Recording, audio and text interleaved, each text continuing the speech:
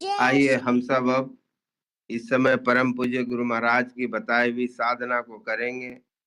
अगर कोई नए भाई बहन बैठे हों, नए साधक बैठे हों, तो उनके लिए क्रिया बतला दी जा रही है। परम पूज्य गुरु महाराज की यह साधना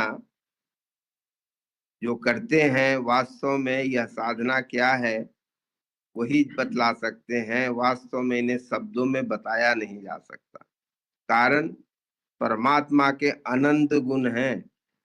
अब ऐसा कोई अपना मुख लाए कहां से कि अनंत बातें कर सके। और इसीलिए इस साधना को जो करते हैं और जिस विचार से करते हैं, वास्तव में उसी विचार को प्राप्त कर जाते हैं। इसीलिए परम पूज्य गुरु महाराज की यह साधना विचार रहित होकर के साधना करने की है।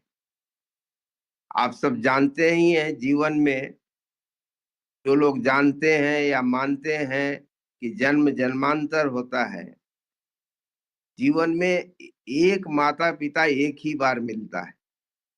कहते हैं पति पत्नी का रिश्ता 7 जन्मों का होता है। तो माता पिता का साथ 1 जन्म का, पति पत्नी के साथ 7 जन्म का। पर देखें, माता पिता चाहते हैं कि बच्चे हमारे जैसे बने या हम जो बतलाएं वो बने। कई माता पिता यह भी चाहते हैं कि हमारे जैसा न बने, पर हम जो बतलाएं वही बन जाए। पति पत्नी के रिश्ते में देखें, चाहते हैं कि एक दूसरा मेरे जैसा बन जाए। वहां पर एक तरह का एक कंपटीशन भी हो जाता है। पत्नी चाहती है कि पति मेरे जैसे बन जाए, पति चाहता है कि पत्नी बन जाए। पर जहां गुरु और शिष्य का संबंध होता है, खास करके संत मत में, वह कहते हैं जन्मों जन्मों का संबंध होता है। उसका रीजन, उसका कारण ये होता है कि वास्तव में अगर आपको कोई समर्थ गुरु मिल जाए, तो वह समर्थ गुरु अगर आपको अपना शिष्य मान लेता है, तो वह समर्थ गुरु आपको तब तक नहीं छोड़ेगा जब तक अपने आप में आपको मिला नहीं लेगा। यह मिलाना किसे है? शरीर तो 2 प्रकार से बना है। हम जो हैं वो हम 2 चीजों से मिल करके बने। एक है जड़, एक है चेतन। जड़ तो जड़ से निकली, जड़ में चली जाएगी। वास्तव में इस शरीर के अंदर जो चेतन है वही हम हैं, पर हम अपने आप को ही नहीं जानते।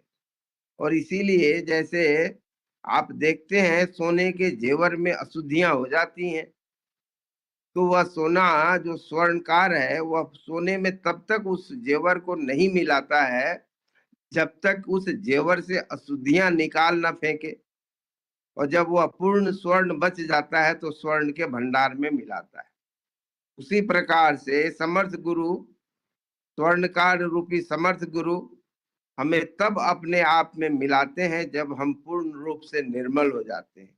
हमारी सारी अशुद्धियां समाप्त हो जाती हैं। और यह अशुद्धियां समाप्त करने का जिम्मेवारी वो खुद उठाते हैं जब वह आपको शिष्य मान लेते हैं। इसीलिए हमारी साधना यह है कि किसी प्रकार हम अपने समर्थ गुरु को इतना प्रसन्न कर लें कि वह कृपा करें, वह दया करें और अपने शरण में हमें ले लें। हम सब उसी साधना को करने के लिए बैठे हैं। जो नए भाई बहन हैं इस साधना को समझ लें। इस साधना को करने के लिए हम सब एक ऐसे आसन में बैठते हैं जिसमें जहां तक हो सके बगैर हिले डुले करीब 30 मिनट तक बैठे रह सके।